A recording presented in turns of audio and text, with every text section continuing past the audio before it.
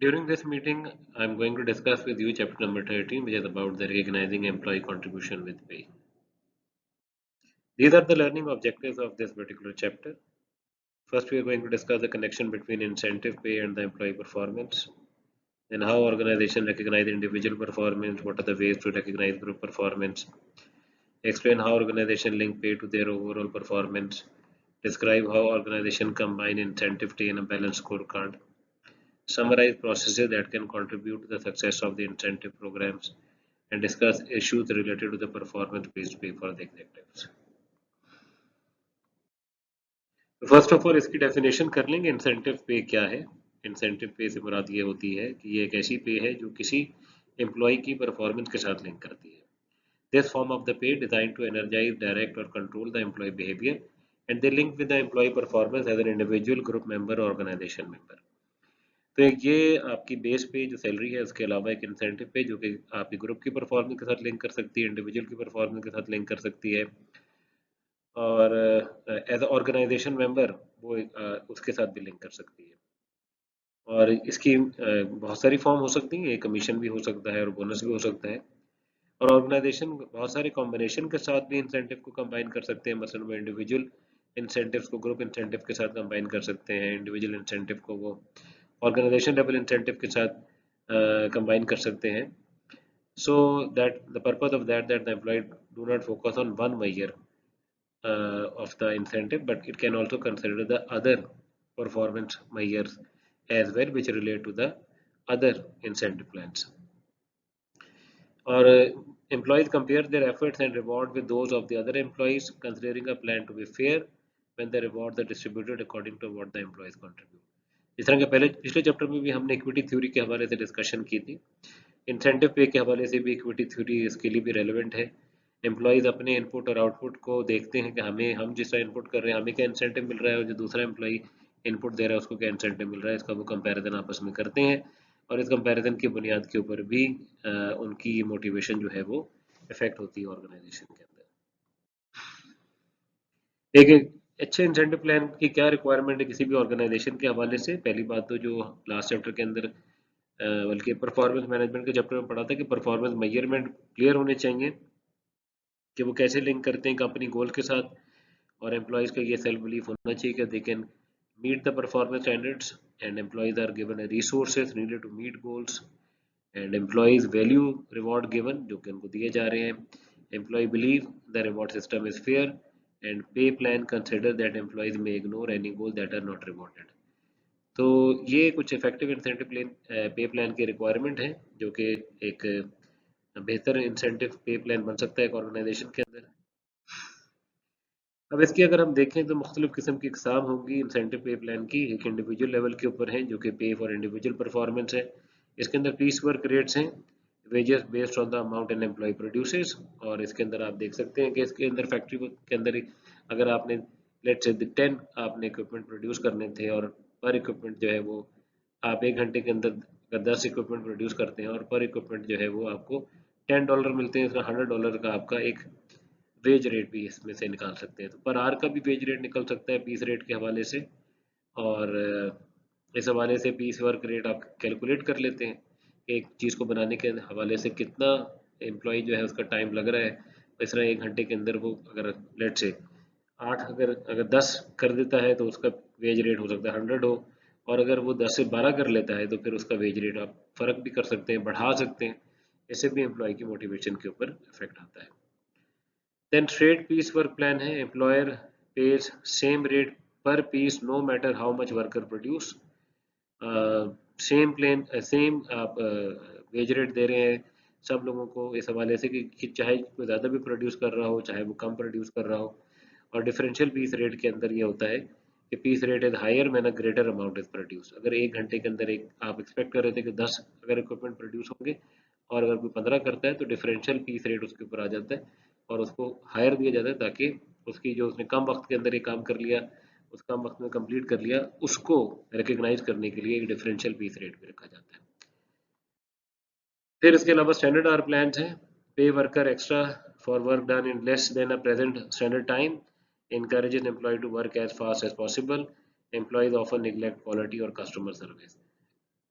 मसलन 1 घंटे के अंदर अगर आप किसी कॉल सेंटर के अंदर आप बात करें, 1 घंटे के अंदर आप उन्हें कहते हैं कि उन्होंने 20 कॉल करनी थी और अगर 30 कॉल कर लेते हैं तो फिर उनको स्टैंडर्ड आवर प्लान के मुताबिक तो 20 कॉल के अलावा उनको 10 कॉल के अलहदा पैसे भी मिलेंगे और एक बेहतर रेट के ऊपर भी दिए जा सकते हैं।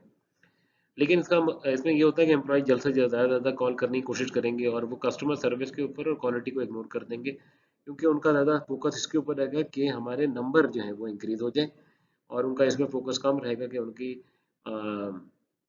क्वालिटी और कस्टमर सर्विस क्या है, वो किस तरीके के साथ लोगों के साथ उन्होंने गुफ्तगू की है, इसके ऊपर फोकस कम रहेगा। तो ये स्टैंडर्ड आर प्लान का एक डिसएडवांटेज भी है।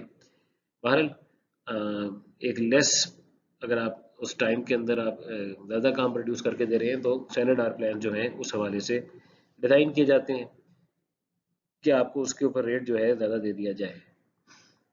मेरिट पे के हवाले से, मेरिट पे का मतलब है कोई ना कोई मैकेनिज्म आपने परफॉर्मेंस अप्रेजल सिस्टम बनाया हुआ है, और परफॉर्मेंस अप्रेजल सिस्टम के नतीजे के अंदर एम्प्लॉयज़ की रेटिंग होती है, उस रेटिंग स्केल के मुताबिक उनको रेजेस दिए जाते हैं।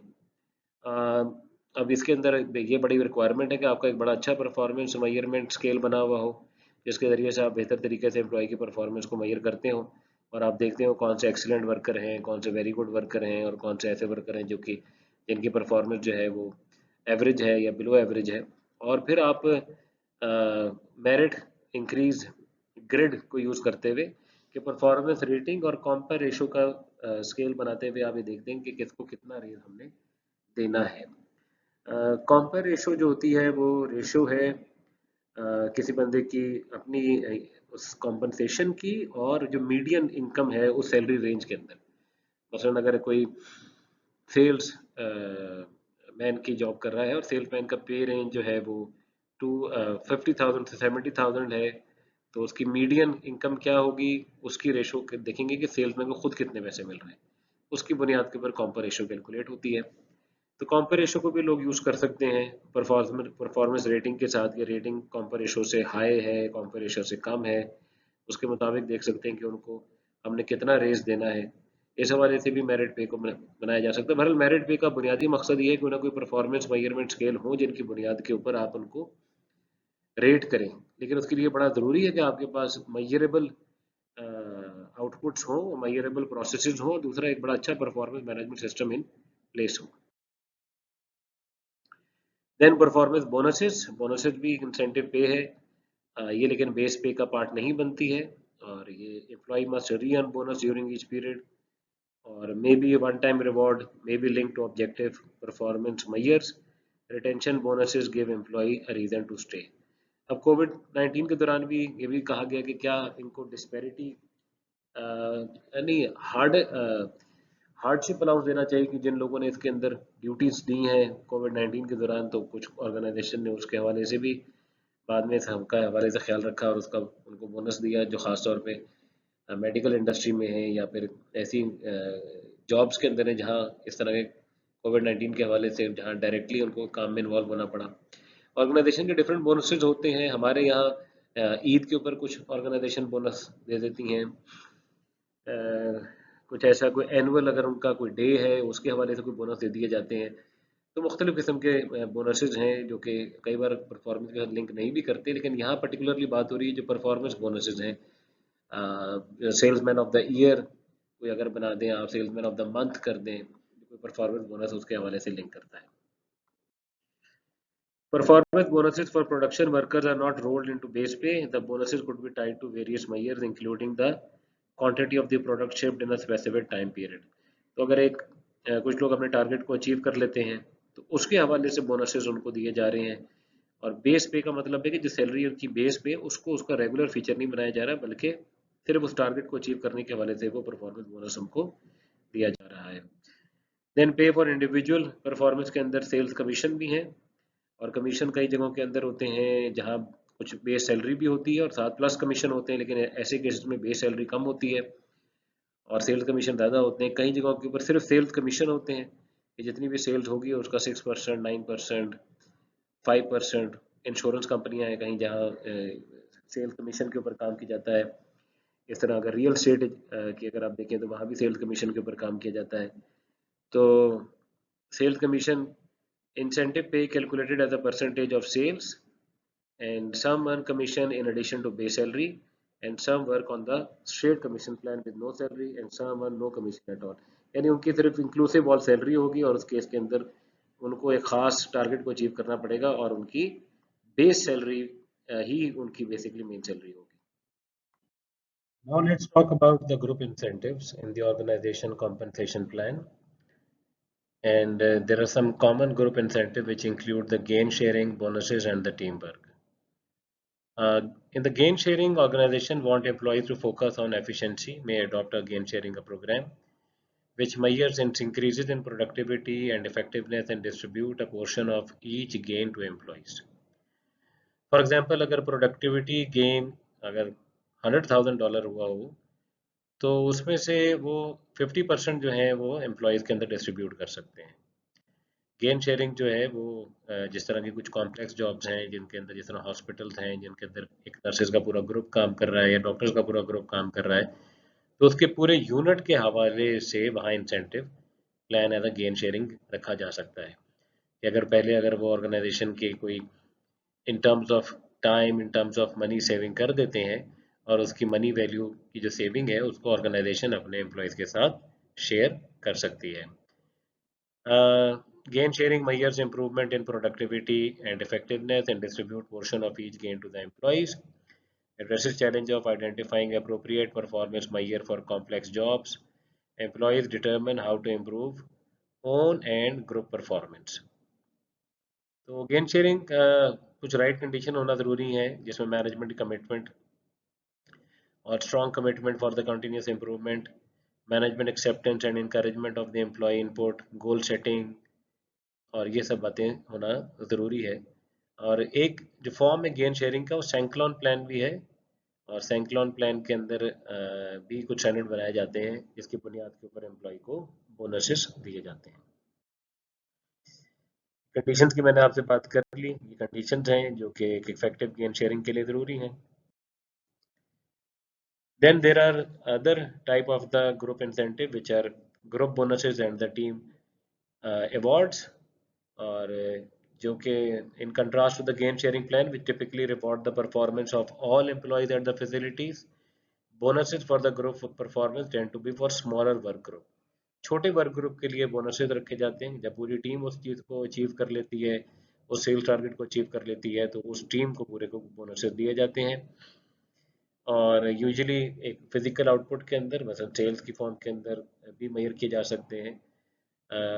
अगर कोई और कस्टमर सर्विस के हवाले से हैं तो देखा जा सकता है कि कस्टमर की कंप्लेंट्स कम हुई हैं या फिर सेफ्टी के हवाले से देखा जाता है कि सेफ्टी इंसिडेंट जो है वो कम से कम हुए हैं. तो कोई ना कोई फिजिकल आउटपुट बनाया जाएगा जिसकी बुनियाद के ऊपर ग्रुप बोनसेस जो है वो दिए जाएंगे. अच्छा, फिर इसके अलावा टीम अवार्ड्स हैं और they are similar to the group bonuses. Group bonuses likely to use a broad range of performance measures इसमें कॉस्ट सेविंग है, कंप्लीशन ऑफ द प्रोजेक्ट है, मीटिंग डेडलाइंस है, मसलन आप और जो मेजरमेंट्स हैं उनको भी इंक्लूड कर सकते हैं जो कि ग्रुप बोनसेस के हवाले से नहीं किए जा सकते. मसलन अगर आप जनरली अगर उसको फिजिकली नंबर्स के अंदर उस तरीके के साथ जिस तरह सेल्स के टारगेट को मेजर कर सकते हैं अगर उस तरह का फिजिकल आउटपुट वहाँ नहीं है लेकिन आप अदर जो बिहेवियर है उनके हवाले से देख सकते हैं. जो मैंने लास्ट बातें ग्रुप बोनस के हवाले से कही थी वो रेलेवेंट है टीम अवार्ड्स के हवाले से के साथ. अच्छा जी, लेट्स टॉक अबाउट हम ऑर्गेनाइजेशनल परफॉर्मेंस के हवाले से बात कर लेते हैं. और two important ways organization measure their performance are in terms of their profit and their stock price. और profit results when organization is efficiently providing product that customer want at a price they are willing to pay. Or stock is the owner investment in the corporation when the stock price is rising the value of that investment is growing. तो ये कुछ organisation level incentive है जिसके अंदर profit incentive है. पहले हम उसको बात कर लेते हैं कि प्रॉफिट शेयरिंग क्या है. तो profit sharing the payments are a percentage of the organization profit and are not part of employees base salary. मतलब अगर एक कंपनी है अपना एनुअल प्रॉफिट अनाउंस करती है और उस एनुअल प्रॉफिट का कुछ रेशो जो है वो अपने एम्प्लॉयज के साथ शेयर कर लेती है. एंड दे इसका बुनियादी मकसद ये होगा कि ऑर्गेनाइजेशन के अंदर एम्प्लॉयज जो है सिर्फ अपनी इंडिविजुअल परफॉर्मेंस के हवाले से ना सोचें बल्कि एज अ ओनर सोचें कि ऑर्गेनाइजेशन की ओवरऑल परफॉर्मेंस को हम कैसे बढ़ा सकते हैं, ओवरऑल उसकी प्रॉफिट को हम कैसे बढ़ा सकते हैं।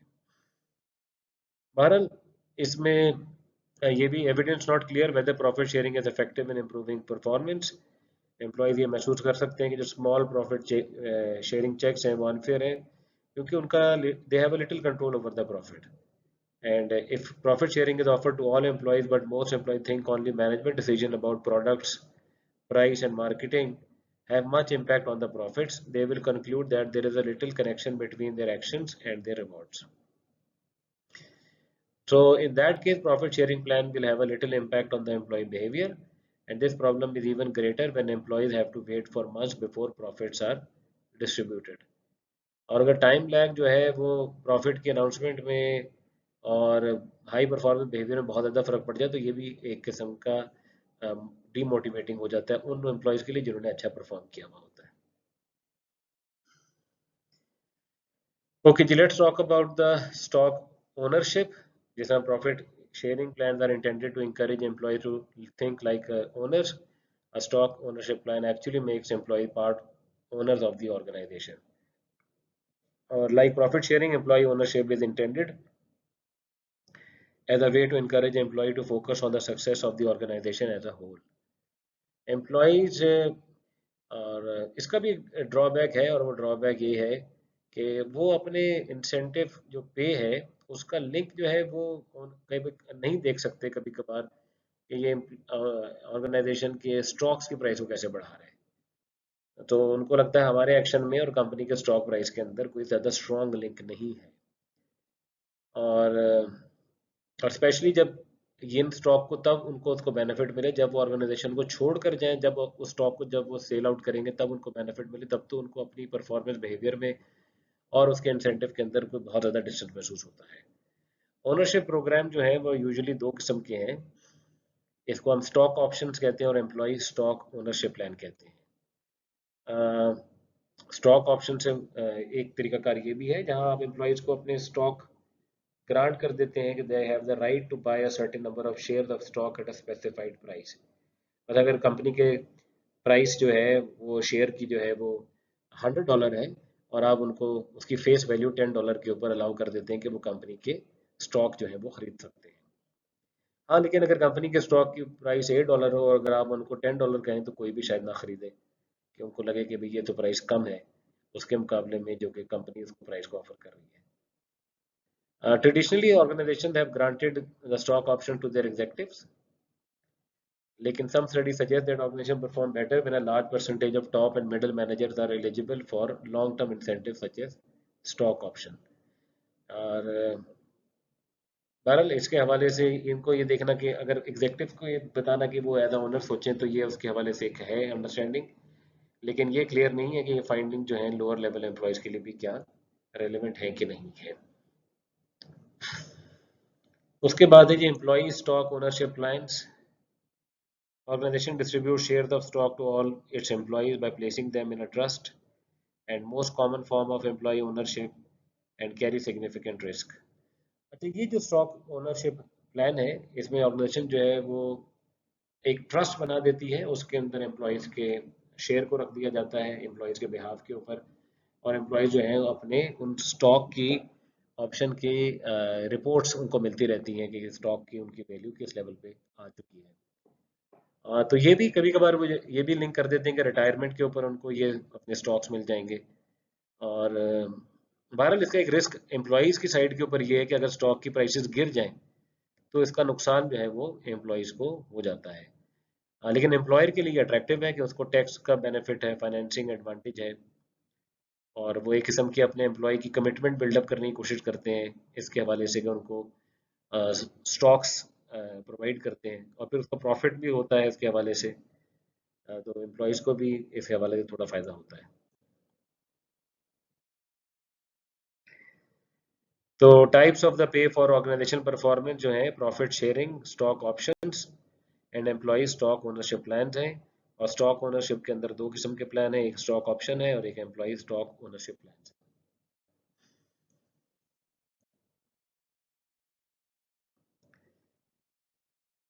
जी, अब हम बात करते हैं बैलेंस स्कोर कार्ड के हवाले से। और जिस तरह आपके अभी हमने पुरानी अभी जो पहले डिस्कशन की है, और बहुत सारे इंसेंटिव पे के कुछ एडवांटेजेस भी हैं, डिसएडवांटेजेस भी हैं। जिस तरह अगर आप सिर्फ मेरिट पे के ऊपर या इंडिविजुअल इंसेंटिव के ऊपर अगर फोकस करेंगे तो लेकिन तो इसका मतलब है कि लोग फिर कॉपरेट नहीं करेंगे ऑर्गेनाइजेशनल ऑब्जेक्टिव के हवाले से बाकी लोगों के साथ। और अगर सिर्फ प्रॉफिट शेयरिंग और स्टॉक ओनरशिप के ऊपर आप फोकस करेंगे तो डे टू डे एफर्ट जो है इंडिविजुअल एफर्ट के हवाले से वो उसके उसको मोटिवेट करना एक चैलेंज बनेगा।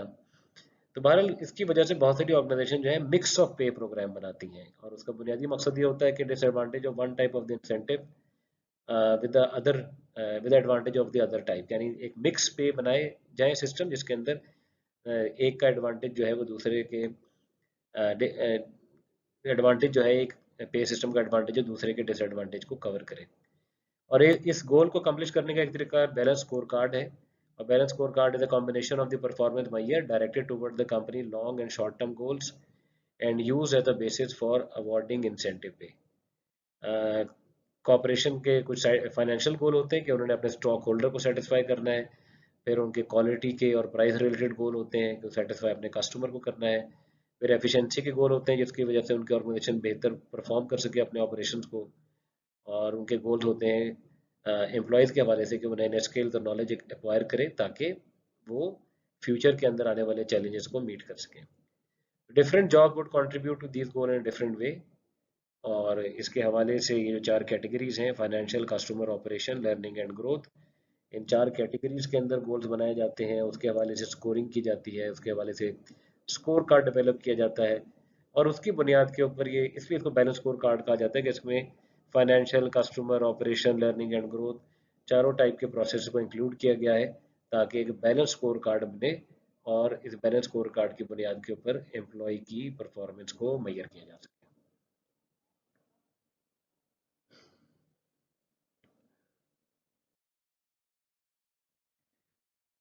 अब हम ये बात करते हैं, समराइज कर लेते हैं इस प्रोसेस को that can contribute to the success of the incentive program. जैसे पहले भी चैप्टर नंबर 12 के अंदर ये बात डिस्कस की, कम्युनिकेशन और एम्प्लॉय पार्टिसिपेशन जो है अहम रोल अदा करता है ऑर्गेनाइजेशन के पे स्ट्रक्चर में, कि उसकी ये परसेप्शन रहे कि ऑर्गेनाइजेशन के अंदर पे स्ट्रक्चर जो है वो फेयर है। उसके लिए employ participation can be part of a general move to employ empowerment and employ have hands on knowledge of behaviour that are effective. कुछ ऐसे प्लान बनाए जाएँ जिसके अंदर एम्प्लॉयज़ को इंगेज किया जाए, जिस तरह गेन शेयरिंग का प्लान है, इसके अंदर ये प्रोडक्टिविटी को इम्प्रूव कर सकता है। और इस तरह की चीज़ें जो है ऑर्गेनाइजेशन के अंदर उनकी पार्टिसिपेशन को इंक्रीज करती हैं। एम्प्लॉय की पार्टिसिपेशन पे रिलेटेड डिसीजन में एम्प्लॉय की एम्पावरमेंट इंक्रीज करती है। अ, लेकिन बहरहाल इसके हवाले से रिस्क भी है कि हो सकता है वो ऐसे ही डिसीजन करें जिसमें उनका अपना इंटरेस्ट तो सर्व करता हो और ऑर्गेनाइजेशन का इंटरेस्ट ना सर्व करता हो, और ये ना उनको मालूम हो कि किस तरह का इंसेंटिव प्लान जो है किस तरह के बिहेवियर को लेकर आगे चलता है। Communication along with empowerment, communicating with employee is very important, and ताकि उनको ये मालूम हो कि जो पे प्लान है वो फेयर है। और जब एम्प्लॉयज़ को ये पता होगा किस तरीके से उनकी परफॉर्मेंस को एवेलुएट किया जा रहा है, किस तरह उनकी परफॉर्मेंस को रिवॉर्ड किया जा रहा है, तो ये उनके बिहेवियर को भी इन्फ्लुएंस करेगा। और एम्प्लॉयज़ जो कि मैनेजर के पास आते हैं अपनी मालूम करने के हवाले से कि उनका पे का स्ट्रक्चर क्या है और उनको किस लिहाज से मिलती है, तो एचआर मैनेजर का और मैनेजर की ये रिस्पॉन्सिबिलिटी है कि उनको अच्छे तरीके से एक्सप्लेन करें कि ऑर्गेनाइजेशन की पॉलिसीज और पे डिसीजन जो है वो क्या है। और जब कोई पे प्लान चेंज हो रहा हो तो ये बड़ा इंपॉर्टेंट है कि वो अपने तमाम एम्प्लॉय से इस बात को शेयर करें कि इस पे प्लान के अंदर क्या कुछ तब्दीलियां हो रही हैं।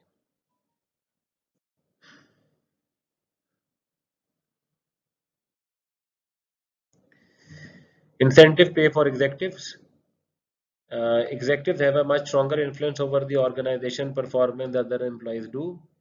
और जो इंसेंटिव पे जो एग्जेक्टिव्स की है उसके लिए ख़ास तरीके के साथ उनके इंसेंटिव को डिज़ाइन किया जाता है। और इसके हवाले से उनकी कमिटमेंट जो है ऑर्गेनाइजेशन की लॉन्ग टर्म सक्सेस के साथ रहे। Executive compensation often combine short term and the long term incentive. Short term incentive जो है वो बोनसेस हो सकते हैं based on the year profit, return on investment और other measures related to organizational goal. और कभी कभार उनको टैक्स एडवांटेज दे दिया जाता है। और actual payment of the plan को डेफर किया जाता है ताकि रिटायरमेंट प्लान के साथ मिलाए जाए। भारत लॉन्ग टर्म इंसेंटिव जो है वो include stock option and stock purchase plan, और इसका बुनियादी मकसद ये होता है एग्जेक्टिव जो है वो ऑर्गेनाइजेशन के इंटरेस्ट में देर तक काम करते रहें और उनकी स्टॉक की वैल्यू जो है वो बढ़ती रहे। और इसके हवाले से सीईओज की सैलरी को भी देखा जाता है, और सीईओज की सैलरी के अंदर सैलरी और स्टॉक ऑप्शंस और मल्टीपल बेनिफिट के हवाले से उनको इंसेंटिव के हवाले से ये चीज़ें इंक्लूड की जाती हैं सीईओ की सैलरी के अंदर। तो एक्चुअली कॉरपोरेशन के जो ओनर हैं वो शेयर होल्डर होते हैं, और कॉरपोरेशन यही चाहती है कि लोग उनके शेयर होल्डर के इंटरेस्ट में, बेस्ट इंटरेस्ट में काम करें, और they want the manager to care about the company's profit and stock price, and incentive pay can encourage this interest. One study has found that the relying on such long-term incentive is associated with greater profitability.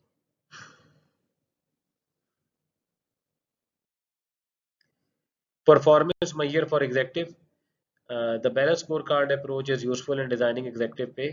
Some companies use a balanced scorecard that combines measure of whether the organization is delivering value to the shareholders, customer, and employees.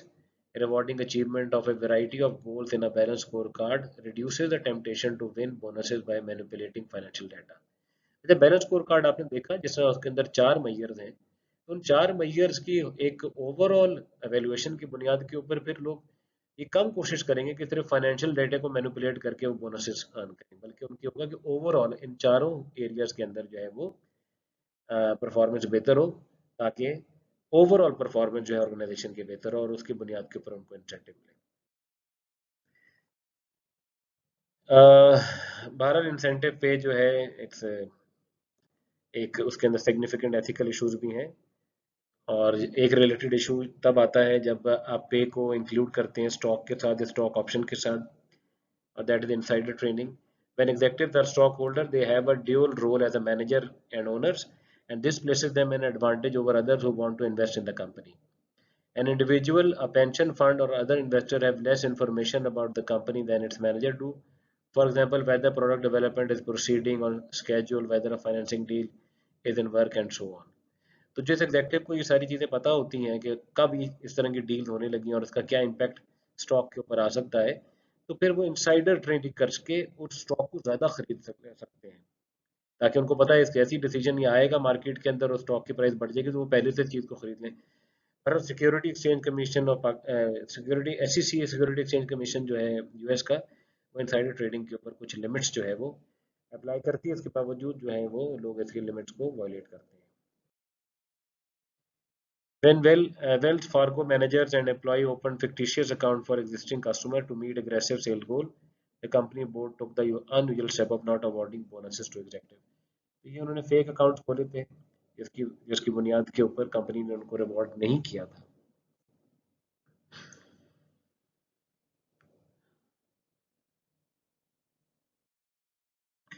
This is the end of the chapter number 30,